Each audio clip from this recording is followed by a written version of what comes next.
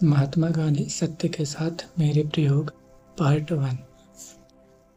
4 या 5 वर्ष पहले निकट के साथियों के आग्रह पर मैंने आत्मकथा लिखना स्वीकार किया था और उसे आरंभ भी कर दिया था, किंतु फुल स्केप का एक पृष्ठ भी पूरा नहीं कर पाया था कि इतने में बम्बई की ज्वाला प्रकट हुई और मेरे शुरू किया हुआ कार्य अधूरा रह गया। उसके बाद तो मैं एक के बाद एक ऐसे व्यवसायों में फंसा कि अंत में मुझे यरवदा का अपना स्थान मिला। भाई जयराम दास भी वहाँ थे। उन्होंने मेरे सामने अपनी यह मांग रखी कि दूसरे सब काम छोड़कर मुझे पहले आत्मकथा ही लिख डालनी चाहिए। मैंने उन्हें जवाब दिया कि मेरा अभ्यास क्रम बन चुका है और उसके समाप्त होने तक मैं आत्मकथा आरंभ नहीं कर सकूंगा। अगर मुझे अपना पूरा समय यरवदा में बिताने का सौभाग्य प्राप्त हुआ होता तो मैं जरूर आत्मकथा वहीं लिख सकता था, परंतु अभ्यास क्रम की समाप्ति में भी 1 वर्ष बाकी था कि मैं रिहा कर दिया गया। उससे पहले कि मैं किसी तरह आत्मकथा का आरंभ भी नहीं कर सकता था, इसलिए वह लिखी नहीं जा सकी। अब स्वामी आनंद ने फिर वही मांग की है। मैं दक्षिण अफ्रीका के सत्याग्रह का इतिहास लिख चुका हूँ, इसलिए आत्मकथा लिखने को ललचाया हूँ। स्वामी की मांग तो यह थी कि मैं पूरी आत्मकथा लिख डालूं और फिर वह पुस्तक के रूप में छपे। मेरे पास इकट्ठा इतना समय नहीं है। अगर लिखूं तो नवजीवन के लिए ही मैं लिख सकता हूँ। मुझे नवजीवन के लिए कुछ लिखना ही होता है, तो आत्मकथा ही क्यों ना लिखें। स्वामी ने मेरा यह निर्णय स्वीकार किया और अब आत्मकथा लिखने का अवसर मुझे मिला। किंतु यह निर्णय करने पर एक निर्मल साथी ने सोमवार के दिन, जब मैं मौन था, धीमे से मुझसे कहा, आप आत्मकथा क्यों लिखना चाहते हैं? यह तो पश्चिम की प्रथा है। पूर्व में तो किसी ने लिखी जानी नहीं, और लिखेंगे क्या? आज जिस वस्तु को आप सिद्धांत के रूप में मानते हैं, इसे कल मानना छोड़ दे तो, अथवा सिद्धांत का अनुसरण करके जो भी कार्य आप करते हैं उन कार्यों में बाद में हेर फेर करें तो बहुत से लोग आपके लेखों को प्रमाणभूत समझकर उनके अनुसार अपना आचरण करते हैं। वे लोग गलत रास्ते चले जाएं तो इसलिए सावधान रहकर फिलहाल आत्मकथा जैसी चीज ना लिखें। तो क्या ठीक ना होगा? इस दलील का मेरे मन पर थोड़ा बहुत असर हुआ, लेकिन मुझे आत्मकथा कहाँ लिखनी है? मुझे तो आत्मकथा के बहाने सत्य के जो अनेक प्रयोग मैंने किए हैं उनकी कथा लिखनी है। यह सच है कि उनमें मेरा जीवन ओतप्रोत होने के कारण कथा एक जीवन वृत्तांत जैसी बन जाएगी, लेकिन अगर उसके हर पन्ने पर मेरे प्रयोग ही प्रकट हों तो मैं स्वयं उस कथा को निर्दोष मानूंगा। मैं ऐसा मानता हूँ कि मेरे सब प्रयोगों का पूरा लेखा जनता के सामने रहे तो वह लाभदायक सिद्ध होगा। अथवा यूँ समझिए कि यह मेरा मोह है। राजनीति के क्षेत्र में हुए मेरे प्रयोग को तो अब हिंदुस्तान जानता ही है। यही नहीं, बल्कि थोड़ी बहुत मात्रा में सभ्य कही जाने वाली दुनिया भी उन्हें जानती है। मेरे मन में इसकी कीमत कम से कम है, और इसलिए इन प्रयोगों के द्वारा मुझे महात्मा का जो पद मिला है उसकी कीमत भी कम नहीं है। कई बार तो इस विशेषण ने मुझे बहुत अधिक दुख दिया है। मुझे ऐसा एक भी क्षण याद नहीं जब इस विशेषण के कारण मैं फूल गया हूँ। लेकिन अपने आध्यात्मिक प्रयोगों का, जिन्हें मैं ही जान सकता हूँ और जिनके कारण राजनीति के क्षेत्र में मेरी शक्ति भी जन्मी है, उसका वर्णन करना मुझे अवश्य ही अच्छा लगेगा। अगर ये प्रयोग सचमुच आध्यात्मिक हैं तो इनमें गर्व के करने की गुंजाइश ही नहीं। इनमें तो केवल नम्रता की ही वृद्धि होगी। ज्यों ज्यों मैं विचार करता जाता हूँ, भूतकाल के अपने जीवन पर दृष्टि डालता जाता हूँ, त्यों त्यों अपनी अल्पता मैं स्पष्ट ही देख सकता हूँ। मुझे जो करना है 30 वर्षों से मैं जिसकी आतुर्भाव में रट्टे लगाए हुए हूँ, वह तो आत्मदर्शन है, ईश्वर का साक्षात्कार है, मोक्ष है। मेरे सारे काम इसी दृष्टि से होते हैं, मेरा सब लेखन भी इसी दृष्टि से होता है, और राजनीति के क्षेत्र में मेरा पढ़ना भी इसी वस्तु के अधीन है। लेकिन ठेठ से ही मेरा यह मत रहा है कि जो एक के लिए जो सत्य है वह सबके लिए भी सत्य है। इस कारण मेरे प्रयोग रवानगी नहीं रहे। उन्हें सब देख सके तो मुझे नहीं लगता कि उससे उनकी आध्यात्मिकता कम होगी। अवश्य ही कुछ चीज़ें ऐसी हैं जिन्हें आत्मा ही जानती है, जो आत्मा में ही समा जाती है, परंतु ऐसी वस्तु देना मेरे शक्ति से परे की बात है। मेरे प्रयोग में तो आध्यात्मिक का मतलब है नैतिक धर्म का अर्थ नीति, आत्मा की दृष्टि से पाली गई नीति धर्म है। इसलिए जिन वस्तुओं का निर्णय बालक, नौजवान और बूढ़े करते हैं और कर सकते हैं, इस कथा में उन्हीं वस्तुओं का समावेश होगा। अगर ऐसी कथा मैं तटस्थ भाव से निर्भिमान रहकर लिख सकूं तो उसमें से दूसरे प्रयोग करने वालों को कुछ सामग्री मिलेगी।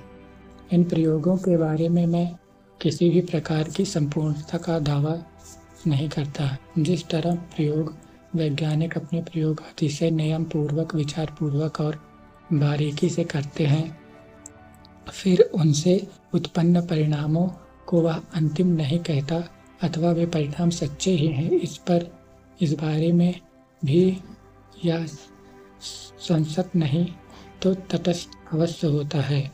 अपने प्रयोगों के विषय में मेरा भी वैसा ही दावा है। मैं खूब आत्मनिरीक्षण किया है, एक एक भाव की जांच की है, उसका पृथक्करण किया है, किंतु उसमें से निकले हुए परिणाम सबके लिए अंतिम ही हैं, वे सच हैं अथवा वे ही सच हैं, ऐसा दावा मैं कभी करना नहीं चाहता। हाँ, यह दावा मैं अवश्य करता हूँ कि मेरी दृष्टि से ये सच है और इस समय तो अंतिम जैसे ही मालूम होते हैं। अगर न मालूम हो तो पग पग पर जिन वस्तुओं को देखता हूँ उनके त्याज्य और ग्राह ऐसे दो भाग कर लेता हूँ और जिन्हें ग्राह समझता हूँ उनके अनुसार अपना आचरण बना लेता हूँ, और जब तक इस तरह बना हुआ आचरण मुझे अर्थात मेरी बुद्धि को और आत्मा को संतोष देता है, तब तक मुझे उसके शुभ परिणामों के बारे में अविचलित विश्वास रखना ही चाहिए। यदि मुझे केवल सिद्धांतों को अर्थात तत्वों का ही वर्णन करना हो तब तो यह आत्मकथा मुझे लिखनी ही नहीं चाहिए, लेकिन मुझे तो उन पर रचे गए कार्यों का इतिहास देना है। इसलिए मैंने इन प्रयत्नों को सत्य के प्रयोग जैसा पहला नाम दिया है। इसमें सत्य से भिन्न माने जाने वाले अहिंसा, ब्रह्मचर्य इत्यादि नियमों के प्रयोग भी आ जाएंगे, लेकिन मेरे मन में सत्य ही सर्वोपरि है और अपने अगणित वस्तुओं का समावेश हो जाता है। यह सत्य मन में सत्य से ही सर्वोपरि है और स्थूल वाचिक सत्य नहीं है। यह तो वाणी की तरह विचार का भी सत्य है। यह सत्य केवल हमारा कल्पित सत्य ही नहीं है, बल्कि स्वतंत्र चिरस्थायी सत्य है, अर्थात परमेश्वर ही है। परमेश्वर की व्याख्या अनगिनत है, क्योंकि उनकी विभूतियाँ भी अनगिनत हैं। ये विभूतियाँ मुझे आश्चर्यचकित करती हैं, क्षण भर के लिए मुझे मुक्त भी करती हैं, किंतु मैं पुजारी तो सत्य रूपी परमेश्वर का ही हूँ। वह एक ही सत्य है और दूसरा सब मिथ्या है। यह सत्य मुझे मिला नहीं है, लेकिन मैं इसका शोधक हूँ। इस शोध के लिए मैं अपने प्रिय से प्रिय वस्तु का त्याग करने को तैयार हूँ, और मुझे यह विश्वास है कि इस शोध रूपी यज्ञ में इस शरीर को भी होमने की तैयारी है और शक्ति है। लेकिन जब तक मैं इस सत्य का साक्षात्कार न कर लूँ, तब तक मेरी अंतरात्मा जिसे सत्य समझती है, उस काल्पनिक सत्य को अपना आधार मानकर, अपनी दीप स्तंभ समझकर उसके सहारे मैं अपना जीवन व्यतीत करता हूँ। यद्यपि यह मार्ग तलवार की धार पर चलने जैसा है, तो भी मुझे यह सरल से सरल लगा। इस मार्ग पर चलते हुए अपनी भयंकर भूलें मुझे नगण्य ही लगी, क्योंकि वैसी भूलें करने पर भी मैं बच गया हूँ और अपने समझ के अनुसार आगे बढ़ा हूँ। दूर दूर से विशुद्ध सत्य के ईश्वर की झांकी भी मैं कर रहा हूँ। मेरा यह विश्वास दिन प्रतिदिन बढ़ता जाता है कि एक सत्य ही है, उसके अलावा दूसरा कुछ भी इस जगत में नहीं है। यह विश्वास किस प्रकार बढ़ता गया है, ऐसा मेरे जगत अर्थात नवजीवन इत्यादि के पाठक जानकर मेरे प्रयोग के साझेदार बनना चाहें और उसे सत्य की झांकी भी मेरे साथ करना चाहें तो भले करें। साथ ही मैं यह भी अधिकाधिक मानने लगा हूँ कि जितना कुछ मेरे लिए संभव है उतना एक बालक के लिए भी संभव है, और इसके लिए मेरे पास सबल कारण है। सत्य के शोध के साधन जितने कठिन हैं उतने ही सरल भी। वे अभिमानी को असंभव मालूम होंगे और एक निर्दोष बालक को बिल्कुल संभव लगेंगे। सत्य के शोधक के रजकण से भी नीचे रहना पड़ता है। सारा संसार रजकणों को कुचलता है, पर सत्य का पुजारी तो जब तक इतना अल्प नहीं बनता कि रजकण भी उसे कुचल सके, तब तक उनके लिए स्वतंत्र सत्य की झांकी भी दुर्लभ है। यह चीज विशिष्ट विश्वामित्र के आख्यान में स्वतंत्र रीति से बताई गई है। ईसाई धर्म, इस्लाम भी इस वस्तु को सिद्ध करते हैं। मैं जो प्रकरण लिखने वाला हूँ, इनमें यदि पाठकों को अभिमान का भास हो तो उन्हें अवश्य ही समझ लेना चाहिए कि मेरे शोध में खामी है और मेरी झांकियाँ मृगजाल के समान है। मेरे सामान अनेकों का क्षय चाहे हो, पर सत्य की जय हो। आत्मा को मापने के लिए हम सत्य का गज भी कभी छोटा न करें। मैं चाहता हूँ कि मेरे लेखों को कोई प्रमाणभूत ना समझे, यही मेरी विनती है। मैं तो सिर्फ यह चाहता हूँ कि उन में बताए गए प्रयोगों को दृष्टांत रूप मानकर सब अपने अपने प्रयोग यथाशक्ति और यथामति करें। मुझे विश्वास है कि इस संकुचित क्षेत्र में आत्मा के मेरे लेखों से बहुत कुछ मिल सकेगा, क्योंकि कहने योग्य एक भी बात मैं छिपाऊंगा नहीं। मुझे आशा है कि मैं अपने दोषों का ख्याल पाठकों को पूरी तरह दे सकूंगा। मुझे सत्य के शास्त्रीय प्रयोग का वर्णन करना है। मैं कितना भला हूँ इसका वर्णन करने की मेरी तनिक भी इच्छा नहीं है। जिस गज में मैं स्वयं अपने को मापता हूँ और जिसका उपयोग हम सबको अपने अपने विषय में करना चाहिए, उसके अनुसार तो मैं अवश्य ही कहूँगा, मौसम कौन कुटिल खल कामी, जिन तन दिया दियो ताहि बिसरायो, ऐसो निमक हरामी। क्योंकि जिसे मैं संपूर्ण विश्वास के साथ अपने श्वासोच्छ्वास का स्वामी समझता हूँ, जिसे मैं अपने नमक का देने वाला मानता हूँ, उससे मैं अभी तक दूर हूँ। यह चीज़ मुझे प्रतिक्षण खटकती है। इसके कारण रूप अपने विकारों को मैं देख सकता हूँ, पर उन्हें अभी तक निकाल नहीं पा रहा हूँ। परंतु इसे यहीं समाप्त करता हूँ। प्रस्तावना में से मैं प्रयोग की कथा में उतनी में नहीं उतर सकता, वह तो कथा प्रकरणों में ही मिलेगा।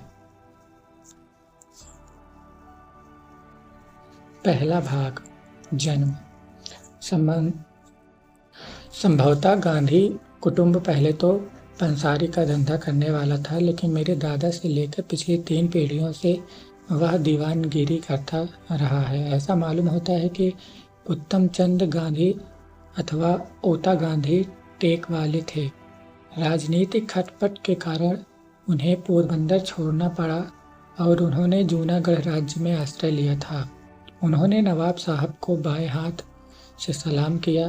किसी ने इस प्रकार अभिनय का कारण पूछा तो जवाब मिला, दाहिना हाथ तो पोरबंदर को अर्पित हो चुका है। ओता गांधी के 2 विवाह हुए थे। पहले विवाह से 4 लड़के थे और दूसरे विवाह से 2।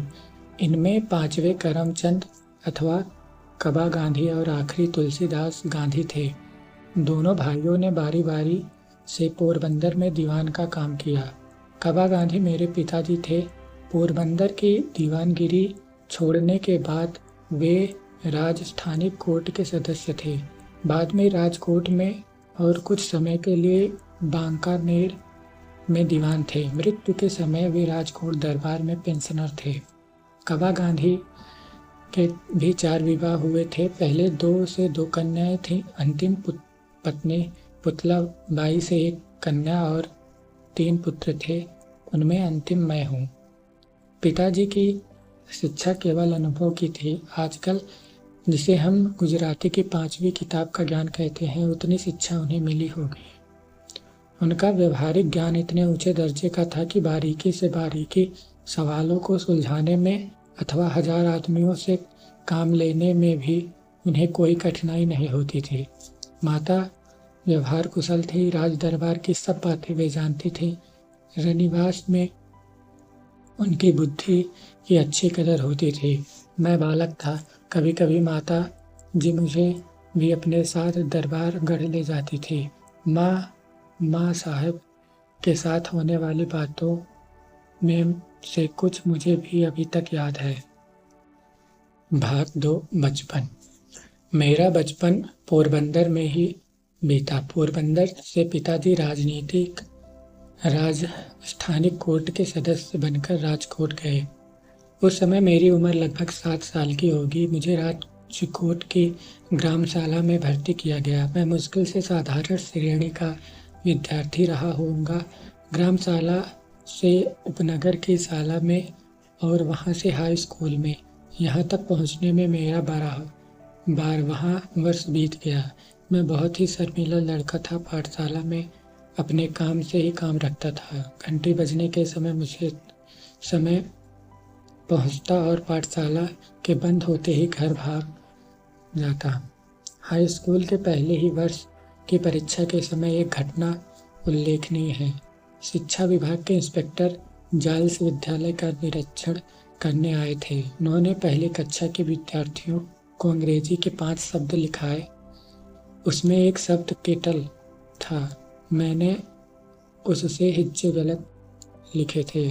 शिक्षक ने अपने बूट की नोक मारकर मुझे सावधान किया, लेकिन मैं क्यों सावधान होने लगा, मुझे यह ख्याल नहीं हो सका कि शिक्षक मुझे पास वाले लड़के की पट्टी देखकर हिज्जे सुधार लेने को कहते हैं। मैंने यह माना था कि शिक्षक तो यह देख रहे हैं कि हम एक दूसरे की पट्टी में देखकर चोरी ना करें। सब लड़के के 5 शब्द सही निकले और अकेला मैं बेवकूफ़ ठहरा। शिक्षक ने मुझे मेरी बेवकूफ़ी बाद में समझाई, लेकिन मेरे मन पर उनके समझाने का कोई असर न हुआ। मैं दूसरे लड़कों की पट्टी में देखकर चोरी करना कभी सीख न सका। इसी समय के बाद 2 और प्रसंग मुझे याद आ रहे हैं। साधारणतः पाठशाला की पुस्तकों को छोड़कर और कुछ पढ़ने का मुझे शौक नहीं था। सबक याद करना चाहिए, उलाहना सहा नहीं जाता। शिक्षक को धोखा देना ठीक नहीं, इसलिए मैं पाठ याद करता था, लेकिन मन अलसा जाता था। इससे अक्सर सबका कच्चा रह जाता। इसलिए हालत में दूसरी कोई चीज़ पढ़ने की इच्छा क्यों कर होती। किंतु पिताजी की खरीदी हुई एक पुस्तक पर मेरी दृष्टि पड़ी। नाम था श्रावण प्रतिभक्ति नाटक। मेरी इच्छा उसे पढ़ने की हुई और मैं उसे बड़े चाव के साथ पढ़ गया। उन दिनों शीशे में चित्र दिखाने वाले भी घर घर आते थे। उनके पास मैं श्रवण का वह दृश्य भी देखा जिसमें वह अपने माता पिता को कांवर में बैठाकर यात्रा पर ले जाता है। दोनों चीज़ों का मुझे पर गहरा प्रभाव पड़ा। मन में इच्छा होती कि मुझे भी श्रवण के समान बनना चाहिए। श्रवण की मृत्यु पर उसके माता पिता का विलाप मुझे आज भी याद है। उस ललित छंद को मैंने बाजे पर बजाना भी सीख लिया था। मुझे बाजा सीखने का शौक था और पिताजी ने एक बाजा दिला भी दिया था। इन्हीं दिनों कोई नाटक कंपनी आई थी और उसका नाटक देखने की इजाज़त मुझे मिली थी। हरिश्चंद्र का आख्यान था। उस नाटक को देखते हुए मैं थकता ही नहीं था। हाई स्कूल में मेरी गिनती मंद बुद्धि विद्यार्थियों में नहीं थी। शिक्षकों का प्रेम मैं हमेशा ही पा सका था। हर साल माता पिता के नाम स्कूल से विद्यार्थी की पढ़ाई और उसके आचरण के संबंध में प्रमाण पत्र भेजे जाते थे। उनमें मेरे आचरण या अभ्यास के खराब होने की टीका टिप्पणी कभी नहीं हुई। दूसरी कक्षा के बाद मुझे इनाम भी मिला और 5वीं तथा 6ठी कक्षा में क्रमशः प्रतिमाह 4 और 10 रुपयों की छात्रवृत्ति भी मिली थी। इसमें मेरी होशियारी की अपेक्षा भाग्य का अंश अधिक था। मुझे अपनी होशियारी का कोई गर्व नहीं था। पुरस्कार या छात्रवृत्ति मिलने पर मुझे कोई आश्चर्य होता था, पर अपने आचरण के विषय में मैं बहुत सजग था। आचरण में दोष आने पर मुझे रुलाई आ जाती थी। मुझे याद है कि एक बार मुझे मार खानी पड़ी थी। मार का दुख नहीं था, पर मैं दंड का पात्र माना गया, इसका मुझे बड़ा दुख रहा। मैं खूब रोया। यह प्रसंग पहली या दूसरी कक्षा का है। दूसरी का प्रसंग 7वीं कक्षा का है। उस समय दोराबजी एदलजी गेमी हेडमास्टर थे। वे विद्यार्थी प्रेमी थे, क्योंकि वे नियमों का पालन करवाते, व्यवस्थित रीति से काम करते और लेते तथा अच्छी तरह पढ़ाते। उन्होंने उच्च कक्षा के विद्यार्थियों के लिए कसरत, क्रिकेट अनिवार्य कर दिए थे। उनके अनिवार्य बनने से पहले मैं कभी कसरत या क्रिकेट या फुटबॉल में गया ही नहीं था। न जाने मेरा शर्मीलापन स्वभाव ही एकमात्र कारण था। अब मैं देखता हूँ कि वह अरुचि मेरी भूल थी। उस समय मेरा यह ख्याल बना हुआ था कि शिक्षा के साथ कसरत का कोई संबंध नहीं। अरुचि का दूसरा कारण था पिताजी की सेवा करने की तीव्र इच्छा। स्कूल की छुट्टी होते ही मैं सीधा घर पहुँचता और उनकी सेवा में लग जाता। जब कसरत अनिवार्य हुआ तो इस सेवा में भी बाधा पड़ी। मैंने विनती की कि पिताजी की सेवा के लिए मुझे कसरत से छुट्टी दी जाए, पर गीमी साहब छुट्टी क्यों देने लगे। एक शनिवार के दिन सुबह का स्कूल था। शाम को 4 बजे कसरत के लिए जाना था। मेरे पास घड़ी नहीं थी। आसमान बादलों से घिरा था, इसलिए समय का कोई अंदाज़ा नहीं रहा। मैं बादलों से धोखा खा गया। जब कसरत के लिए पहुंचा तो सब जा चुके थे। दूसरे दिन गीमी साहब ने हाजिरी देखी तो मैं गैर हाजिर पाया गया। मुझसे कारण पूछा गया। मैंने सही कारण बता दिया। उन्होंने उसे सच नहीं माना और मुझ पर 1 या 2 आने का जुर्माना लगा दिया। मैंने कसरत से तो मुक्ति प्राप्त कर ली, पर पिताजी ने हेडमास्टर को पत्र लिखा कि स्कूल के समय के बाद वे मेरी उपस्थिति का उपयोग अपनी सेवा के लिए करना चाहते हैं। इस कारण मुझे मुक्ति मिल गई। व्यायाम के बदले में टहलने का सिलसिला रखा, इसलिए शरीर को व्यायाम न देने की गलती के लिए तो शायद मुझे सज़ा नहीं भोगनी पड़ी, पर दूसरी एक गलती की सज़ा मैं आज तक भोग रहा हूँ। मैं नहीं जानता कि पढ़ाई में सुंदर लेखन आवश्यक नहीं है।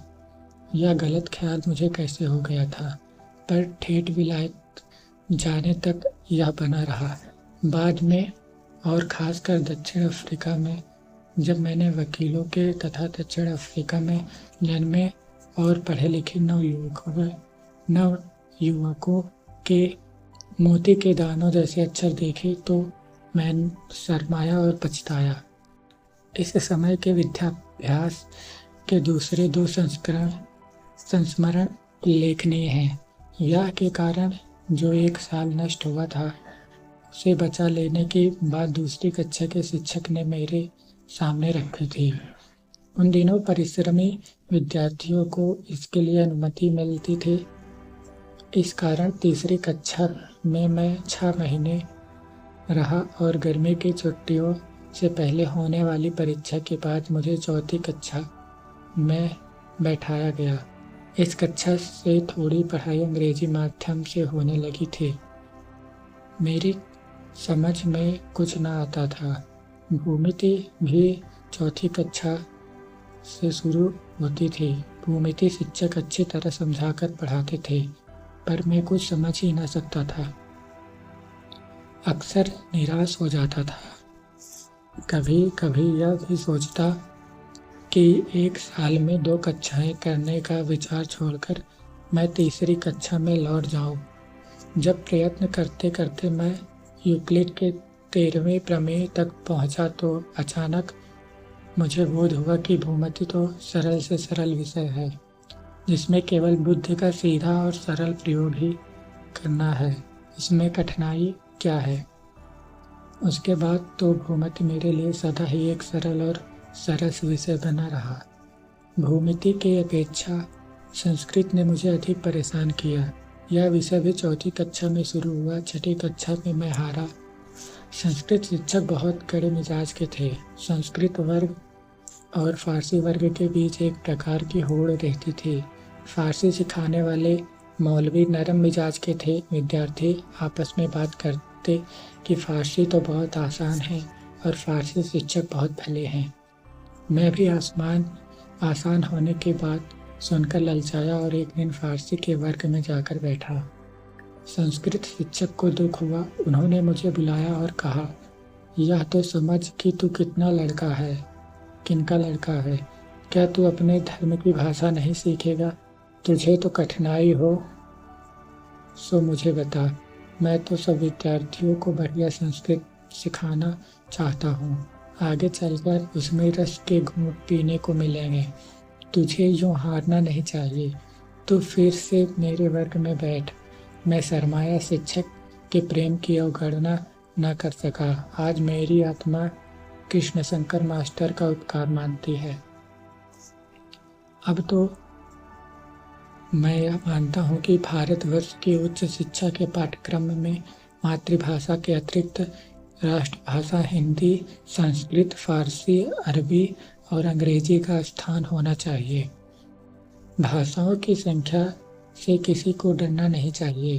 भाषा पद्धतिपूर्वक सिखाई जाए और सब विषयों को अंग्रेजी के माध्यम से सीखने सोचने का बोझ हम पर न हो, तो भाषाएं सीखना न सिर्फ बोझ रूप न होगा, बल्कि उनमें बहुत ही आनंद आएगा। असल में तो हिंदी, गुजराती, संस्कृत एक भाषा मानी जा सकती है। इसी तरह फारसी और अरबी एक मानी जाए।